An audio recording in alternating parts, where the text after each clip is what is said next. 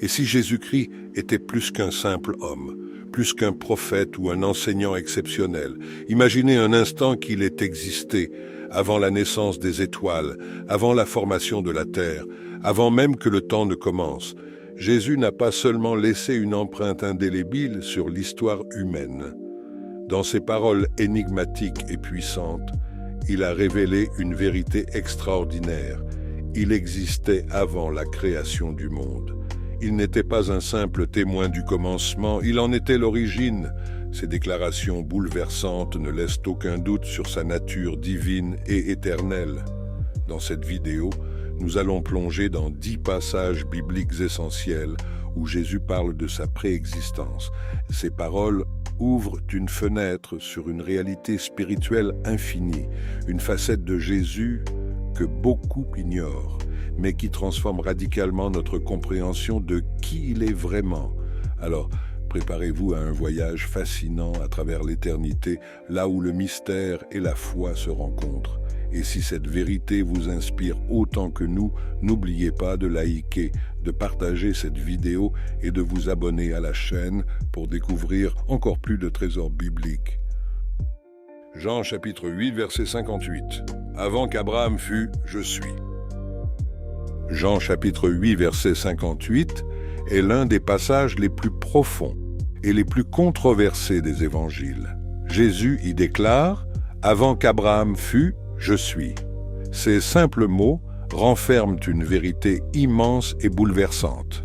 En utilisant l'expression « je suis », Jésus fait bien plus que revendiquer une existence antérieure à Abraham, le patriarche vénéré par les Juifs. Il reprend le nom sacré de Dieu, tel qu'il a été révélé à Moïse dans Exode chapitre 3, verset 14. « Je suis celui qui suis ». Ce nom divin, unique et inexprimable, était réservé au Dieu d'Israël, celui qui est éternel, auto-existant et transcendant toute création. Cette déclaration n'a pas échappé aux pharisiens qui l'écoutaient. Ils ont immédiatement saisi la portée de ces paroles. Jésus ne se contentait pas de parler comme un prophète ou un homme inspiré. Il s'identifiait directement à Dieu, au Yahweh de l'Ancien Testament. Pour eux, cela constituait un blasphème insupportable. Leur réaction fut instantanée. Ils prirent des pierres pour le lapider. Dans leur esprit, ils venaient de franchir une limite sacrée en affirmant être l'Éternel lui-même. Mais ce passage ne se limite pas à une confrontation tendue avec les pharisiens. Il est une déclaration radicale de la divinité de Jésus. Il révèle qu'il est bien plus qu'un enseignant ou un guide spirituel. Il est le Dieu incarné, sans commencement ni fin, le même hier, aujourd'hui et pour l'éternité. En quelques mots, Jésus ancre sa préexistence et sa nature divine dans l'histoire. Il relie l'Ancien et le Nouveau Testament, affirmant qu'il est le fil conducteur de toute l'histoire du salut. Sa déclaration nous pousse à réfléchir à la profondeur de son identité et aux défis qu'elle représente. Le reconnaître, non seulement comme un grand homme ou un prophète, mais comme le Seigneur éternel. Jean chapitre 17, verset 5. « Père, glorifie-moi de la gloire que j'avais auprès de toi avant que le monde fût. » Nous sommes dans les derniers instants avant l'arrestation de Jésus dans le jardin de Gethsémanée, sous un ciel étoilé. C'est ici que Jésus prononce l'une des prières les plus profondes et les plus révélatrices de tout l'Évangile, souvent appelée la prière sacerdotale. Dans Jean chapitre 17, verset 5, il s'adresse directement au Père. « Père, glorifie-moi de la gloire que j'avais auprès de toi avant que le monde fût. » Ces paroles, pleines d'émotion et de solennité, révèlent une vérité extraordinaire sur la nature de Jésus. Ici, Jésus ne parle pas seulement comme un homme sur le point de mourir. Il fait une déclaration qui dépasse le temps et l'espace. En demandant au Père de lui rendre la gloire qu'il avait avant que le monde fût, il affirme explicitement sa préexistence. Avant que la lumière n'apparaisse, avant que les étoiles ne brillent, avant que la terre ne prenne forme, Jésus existait déjà. Il était en communion parfaite avec le Père, partageant avec lui une gloire divine et éternelle. Ces mots nous transportent dans l'éternité passée. Ils nous montrent que Jésus n'est pas un simple homme ou prophète, mais qu'il est le Fils éternel de Dieu, celui par qui tout a été créé.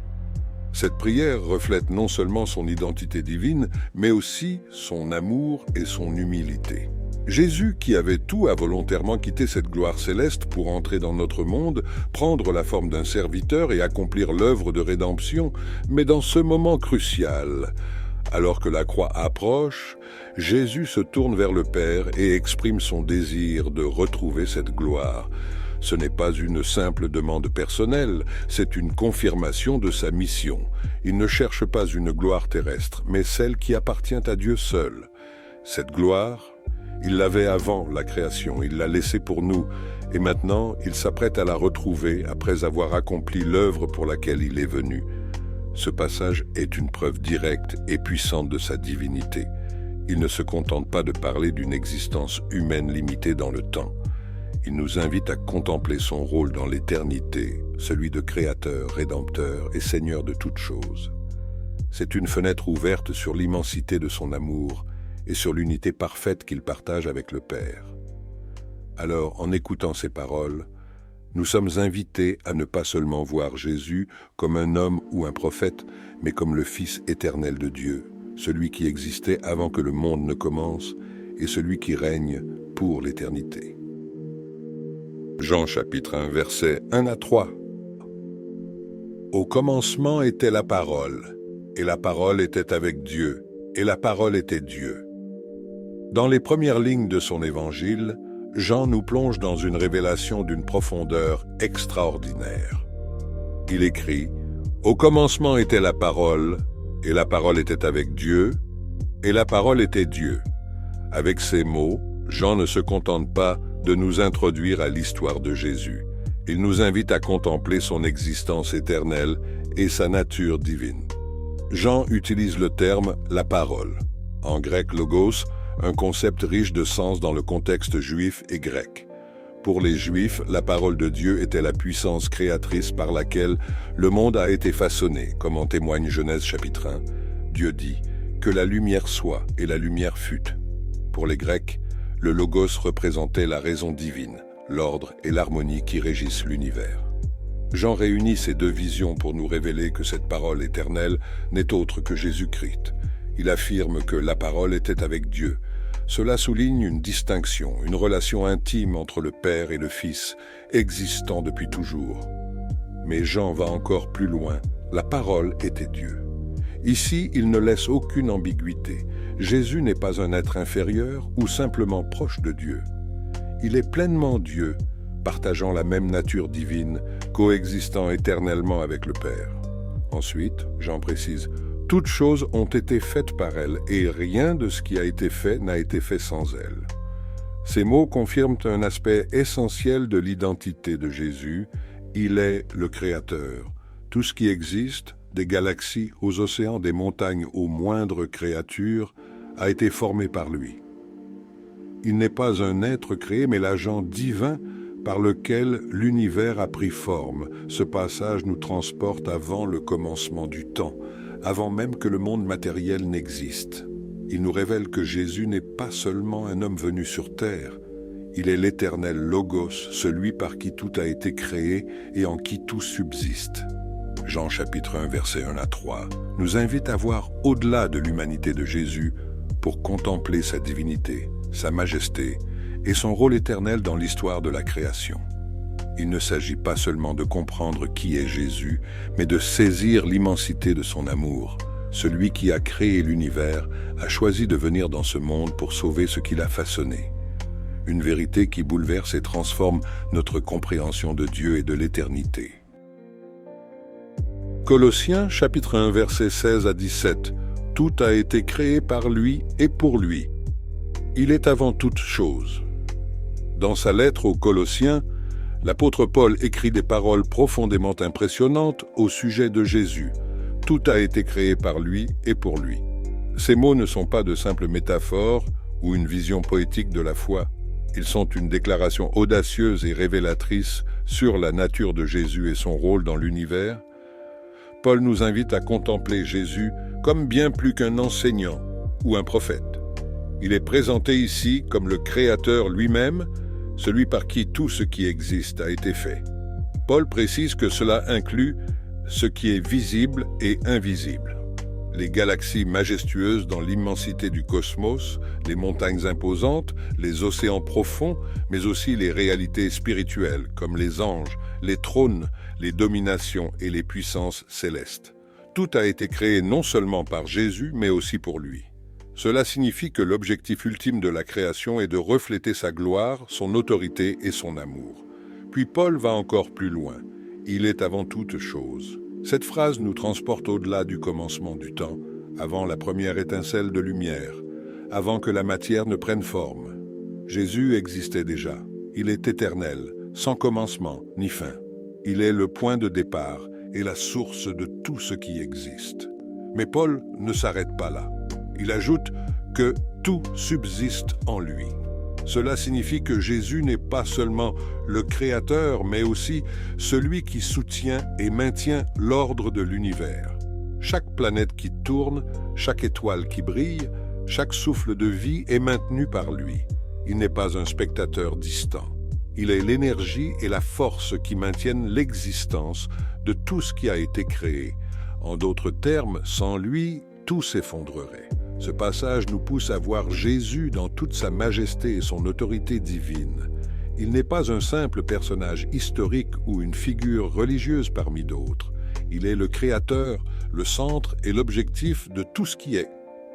Ces mots de Paul ne sont pas seulement théologiques, ils sont une invitation à réorienter notre vision de la vie et de l'univers.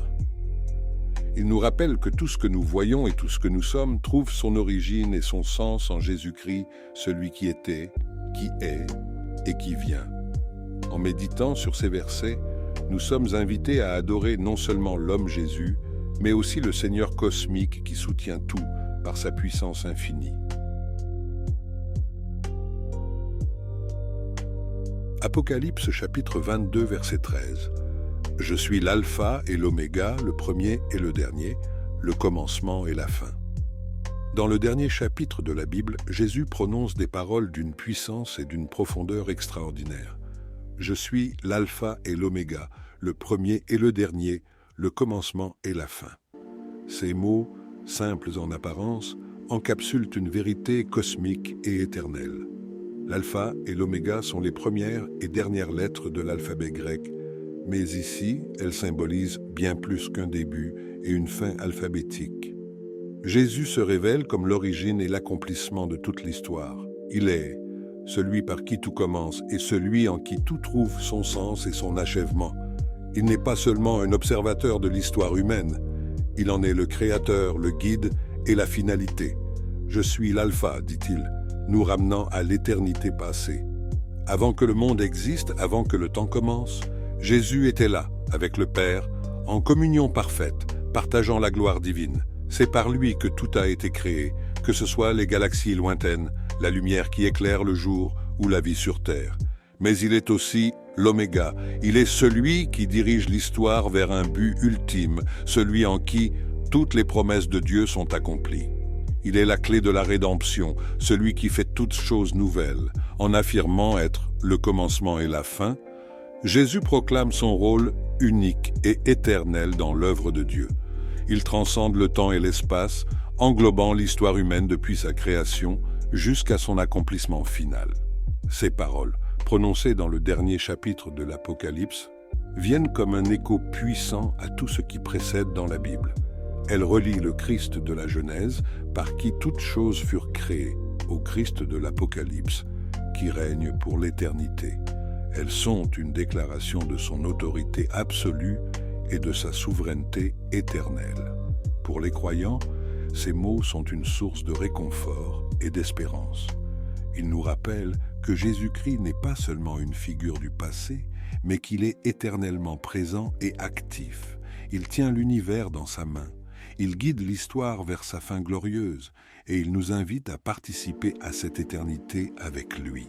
Je suis l'alpha et l'oméga. Ces mots nous appellent à reconnaître que tout, depuis notre existence jusqu'à notre destinée, trouve son origine et son accomplissement en Jésus-Christ, le Seigneur des siècles. Hébreux chapitre 1 verset 2, Dieu nous a parlé par le Fils, par qui il a aussi créé le monde. dans le premier chapitre de l'Épître aux Hébreux, une vérité profonde et majestueuse est révélée au sujet de Jésus. Dieu nous a parlé par le Fils, par qui il a aussi créé le monde. Ces mots situent Jésus au cœur même de l'histoire de la création et du plan divin.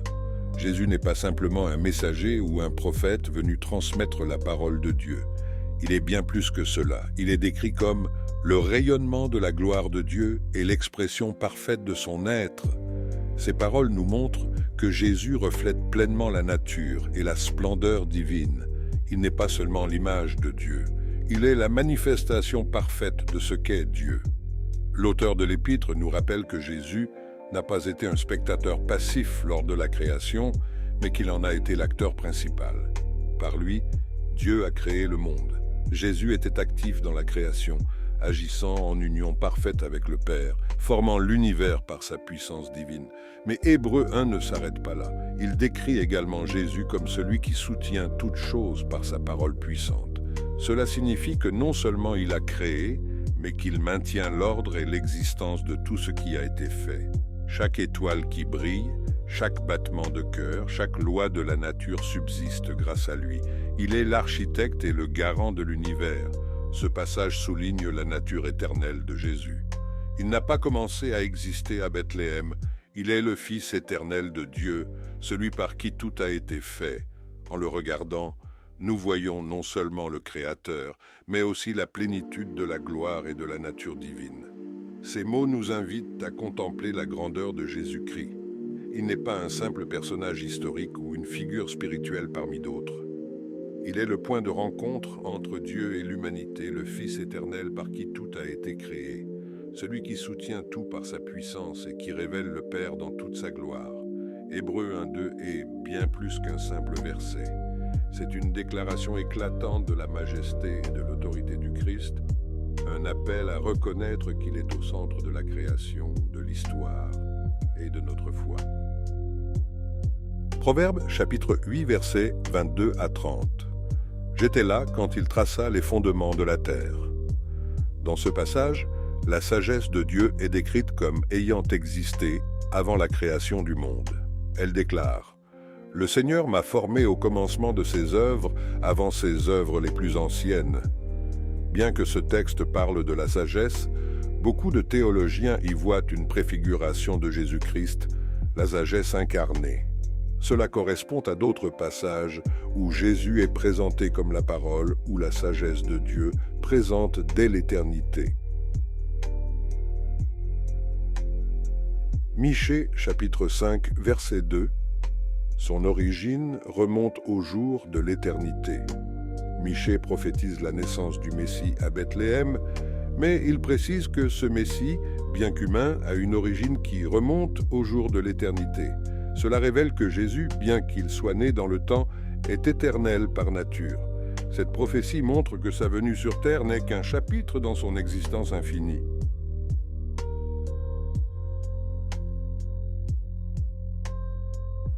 1 Corinthiens chapitre 8, verset 6. Un seul Seigneur Jésus-Christ par qui sont toutes choses. Paul enseigne que tout a été créé par Jésus-Christ. Ce passage établit une vérité essentielle. Jésus est non seulement notre Seigneur, mais aussi celui par qui Dieu a créé toutes choses. Cela confirme son rôle actif et éternel dans la création. Philippiens chapitre 2, versets 5 à 7. Ayant la condition de Dieu, il s'est dépouillé lui-même. Lorsque Paul parle de Jésus, il utilise des mots qui résonnent comme un mystère divin révélé. Dans sa lettre aux Philippiens, il affirme que Jésus avait la condition de Dieu, une déclaration profonde qui va au-delà de l'entendement humain. Avant même que les étoiles n'existent, avant que la terre ne prenne forme, Jésus partageait pleinement la gloire, la majesté et l'essence divine du Père. Il n'était pas un simple messager céleste ou un être créé, mais Dieu lui-même dans toute sa plénitude. Sa place était dans la splendeur du ciel, entouré d'une lumière inaccessible, adoré par les anges. Pourtant, dans un geste inimaginable d'amour et d'humilité, il a choisi de quitter cette gloire. Il s'est dépouillé lui-même volontairement, non par contrainte, mais par amour. il a laissé de côté les privilèges de sa divinité pour revêtir notre humanité fragile, s'incarnant en un homme. Ce passage ne parle pas seulement de sa préexistence éternelle, mais il révèle aussi un contraste bouleversant. Le Dieu tout-puissant, infini et éternel, acceptant de devenir semblable à nous, limité et vulnérable. Il est descendu dans notre monde pour marcher parmi nous, souffrir comme nous et finalement offrir sa vie pour notre salut. Cet acte volontaire est la démonstration parfaite de son humilité et de son amour infini. Jésus n'a pas gardé jalousement sa position divine. Il a préféré se rapprocher de nous, montrer le visage de Dieu à l'humanité et accomplir un plan de rédemption qui dépasse toute imagination humaine. Ainsi, en contemplant ce passage, nous voyons non seulement le Christ éternel, mais aussi un modèle d'humilité, de sacrifice et d'amour incommensurable. Ces passages bibliques nous révèlent une vérité d'une profondeur insondable. Jésus-Christ n'est pas un simple homme, ni même seulement un prophète. Il est le Fils éternel de Dieu, existant avant le commencement des temps, avant même que le premier rayon de lumière n'illumine l'univers. Il était là, dans la gloire céleste, partageant pleinement la nature et l'essence divine du Père. Non seulement il a préexisté à tout ce qui a été créé, mais il a aussi activement participé à la création. Par lui, tout a été fait, et rien de ce qui existe n'existe sans lui. Pourtant, dans un acte d'amour et d'humilité qui dépasse l'entendement, il a choisi de quitter cette gloire parfaite pour entrer dans notre monde, prendre la forme d'un homme et accomplir notre salut. Cette vérité bouleverse notre perception du Christ. Il est à la fois l'alpha, l'origine de toute chose, et l'oméga, la finalité vers laquelle tout converge. Merci d'avoir pris le temps de suivre cette exploration biblique. Si ces vérités ont touché votre cœur, je vous invite à aller plus loin. Partagez cette vidéo autour de vous pour que d'autres puissent découvrir la profondeur de l'Évangile. N'hésitez pas à laisser un commentaire pour partager vos réflexions. Et surtout, abonnez-vous pour continuer à explorer ensemble les trésors cachés de la parole de Dieu. Que cette vérité éternelle vous inspire, vous transforme et vous rapproche encore plus de celui qui est, qui était et qui vient, Jésus-Christ notre Seigneur. À très bientôt pour une nouvelle découverte spirituelle.